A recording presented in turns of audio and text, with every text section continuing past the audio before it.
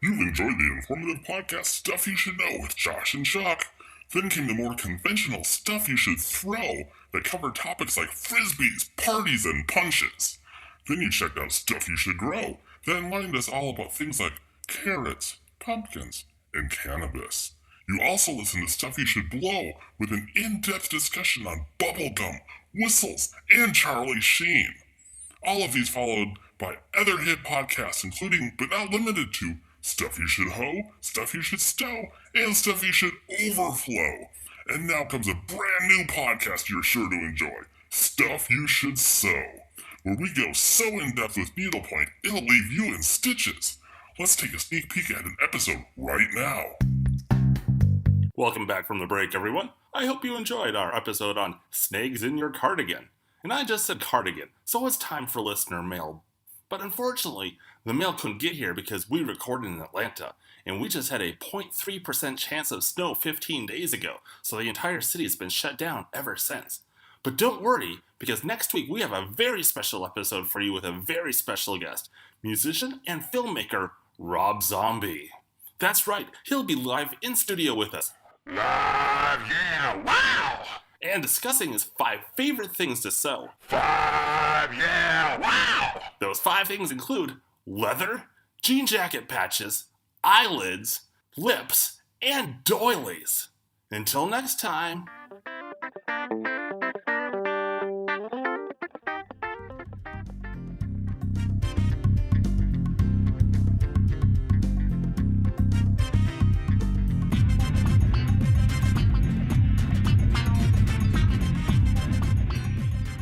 Hello, everybody, and welcome to another mini episode of the Above Average Joe Show.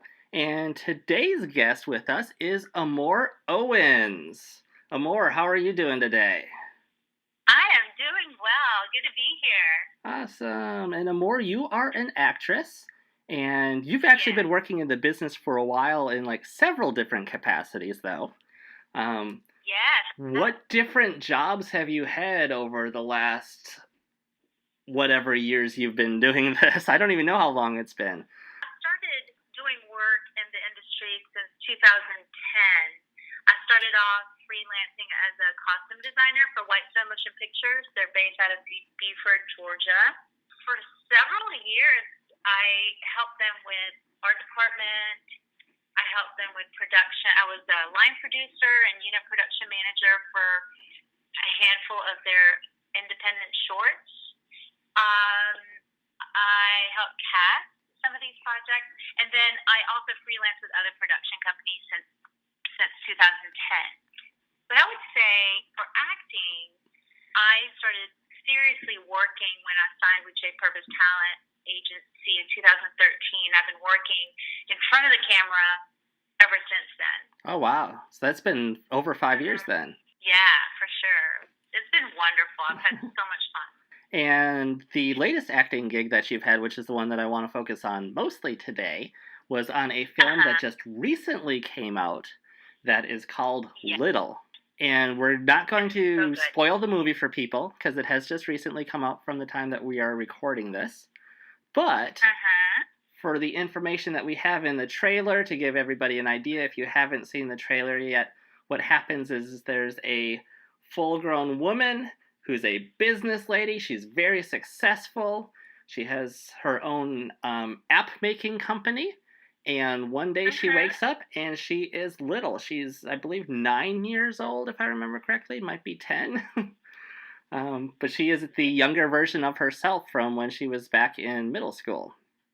And how she has to deal with that over, was it like a couple days, I believe? A couple days' time? Right.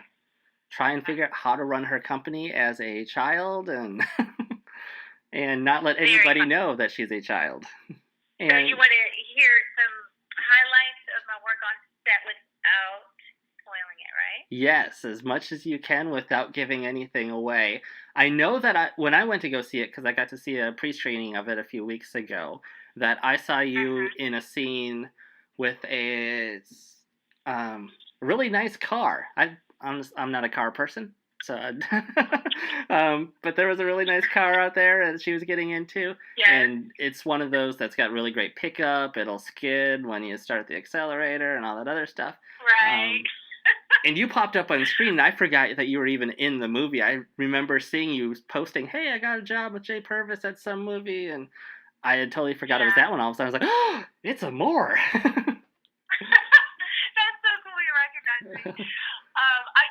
I'd like to talk about that scene. In fact, I was actually in two different scenes. One was with Regina Hall, and as the big girl, and also a second scene, the valet scene opposite Martin. She's so funny and so wonderful to work with. The funny thing that happened the day we were filming that was my friend and I, Cecilia Specht, who was also playing with me as a condo resident. She and I were able to improv that scene after they had taken several shots. Nice. It was so fun. The director, Tina Gord-Chisholm, was so fun to work with. She allowed us to improv and gave us the freedom to just have fun with it.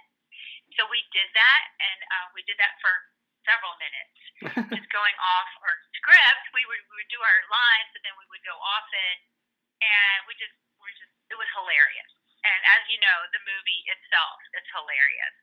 So it's a must-see for sure. Yeah. Do you know if the improv scenes were the ones that made it, or were those one of the on-script takes? I would say the majority. It was mostly the on-script stuff. Okay. That made it in there. But as far as some interesting things that happened on set, I would say that was probably the most fun. And one thing I was curious about too is the audition process. This is one thing that I haven't had a chance to talk to any of our other guests about. What is the audition process like for you when you go into audition for roles? It could be specifically for this one, or it could be just in general. How does that typically work for you? Okay, so my agent would get the breakdown, and then I would get an invite to either submit a self-tape. Some projects require in-person auditions. For this particular one, for Little, it was an audition, a self-tape audition. And sometimes the casting directors and producers or directors would book right off the self-tape or after the callback in person. And in this particular one, I do, if I can remember right, I think I booked right on the self-tape for that one. Nice. Sometimes for this particular casting director, I would go in for a callback. And you keep mentioning callback. What is a callback for anyone that might not know? Okay, so casting directors would get thousands of submissions for a particular role, and then they watch those, and they whittle it down to, I don't know, maybe 25 or maybe down to 10, and then sometimes down to 5 people, and those 5 or 10 would come in for an in-person callback. They would do the scene again, and sometimes get a redirect from the casting director, or if at this point directors or producers would be in the room while you're doing the audition, and then they make notes, and then after the callback, you won't know if you didn't get it. You'll just not hear anything, and if you do get it, you get a message from your agent saying you booked it, which is always a good thing. Very exciting thing. Yeah, anytime you get that, you've been booked for something. Cha-ching! Oh, it's the best feeling. And then one thing too that you had just mentioned too about how hilarious the movie is. I'm assuming you've seen it already. Oh yeah, Okay. and I plan on seeing it again. Oh yeah, and for anyone that has not seen it, it's not one of those movies that you watch the trailer and that's all of the funny parts.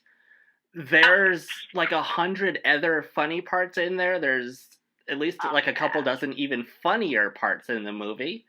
This is, it's almost nonstop laughs through the whole thing. Definitely. Laugh out loud. And all of the actors did such an amazing job getting into their characters.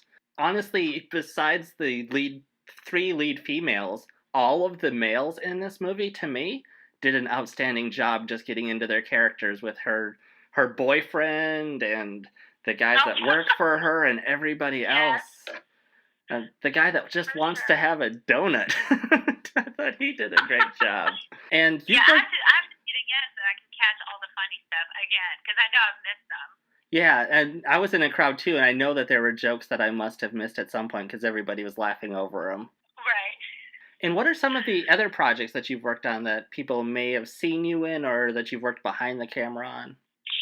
Okay, I would say the most recent one would be Law and Order SVU, and I got to play the mother of the bride. My role name was Samantha Stallworth, and the one thing I loved about this particular scene is I got to be directed by Lucy Liu. Oh, wow. That was exciting. Yes. Watching her was just amazing. She was so wonderful and so kind and so inspiring. So much so that after we wrapped our scene, the entire background and cast stood up and gave her a standing ovation. She was that good. Aww.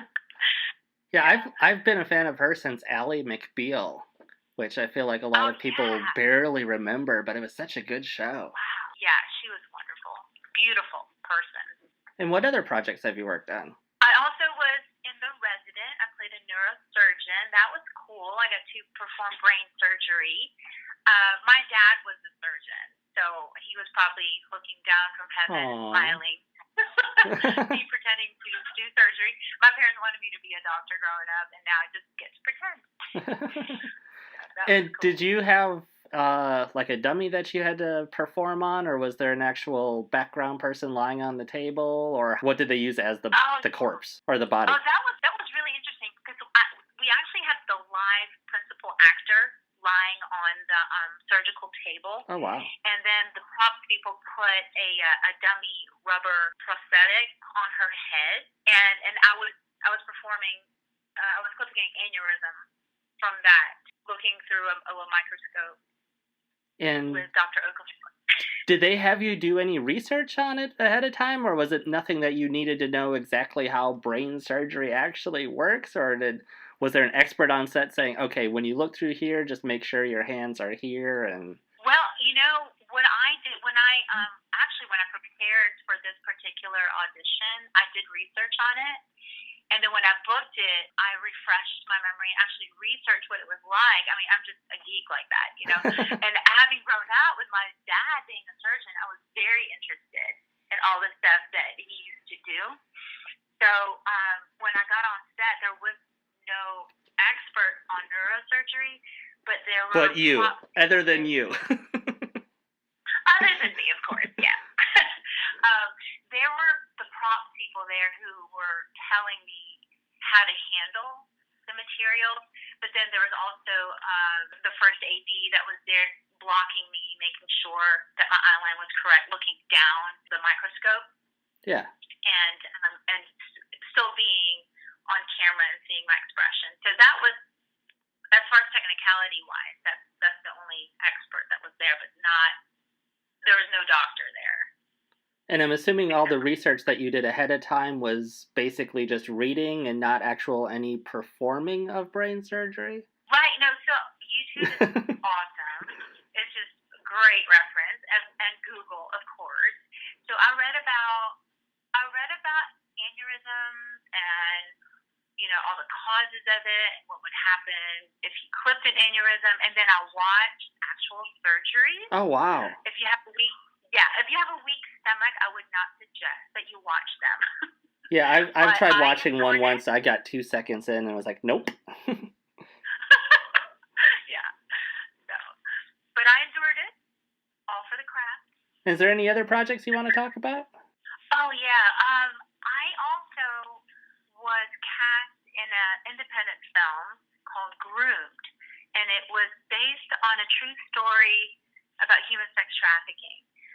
When I first got into the industry, that was the very first film I ever worked on was called The Candy Shop, which was in 2010. And at the time, Shirley Franklin wanting to raise awareness about it. And so Whitestone did this film called The Candy Shop to raise awareness about human sex trafficking, domestic human sex trafficking here in Atlanta. And this particular film that I was casting called Groomed was also doing the same thing. They were raising awareness about that same issue. And so I was fortunately cast as the mom based on a true story. Oh, wow. And this little film, yeah, it's wonderful. This little film has caught so much attention and has won numerous awards through the festival circuit. And recently we won the Best Editing Award at the Beverly Hills Film Festival, which was an honor. And I was the only one there present to represent our team. Aww. And so I was able to accept the award in the very same room where the very first Academy Awards was held. Oh, wow. That was surreal. That had to have been Mm-hmm. amazing. It was very amazing. And the room was filled with just very talented artists and filmmakers all over the world. The panel was filled with some big Hollywood executives and producers. So it was definitely an experience. And I'll never forget. I'm going to ask you a red carpet question real quick. Who were you wearing on when you went to the awards show? I could lie and say Mark Jacobs because he's my favorite, but I wasn't really wearing anything worth mentioning. It was definitely It was the black. Gap in Target.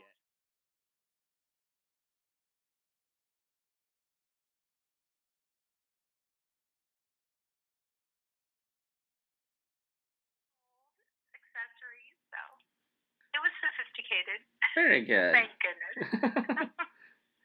And we're going to go ahead and get things wrapped up here real quick. Do you have some social medias or anything where people can look you up and follow you or fan you or do whatever we do on hear your tweets and thoughts and anything like that? Okay. Yeah, so as far as Instagram and Twitter, my handle is Amor Owens Actor. That's AMOROWENS Actor. And my Facebook page is Amor Owens. I do have a website. It's www.amorowensactress.com if you want to contact me there. That's pretty much it. Cool. Awesome. Well, it has been a pleasure sitting down and chatting with you. I've had so much fun catching up again because it's been several years, I think, since I've seen you. In person. In person, yes. I am so glad we reconnected. Me too. Thanks for having me on the show, Joe. Oh, you're welcome. Fun. I'm glad that you made it, and I'm happy you're being so successful and moving your way up. That's awesome. Thank you. Thank you. Cool. And thank you, everybody, for listening. And you can tune in next week for another full episode of the Above Average Joe Show.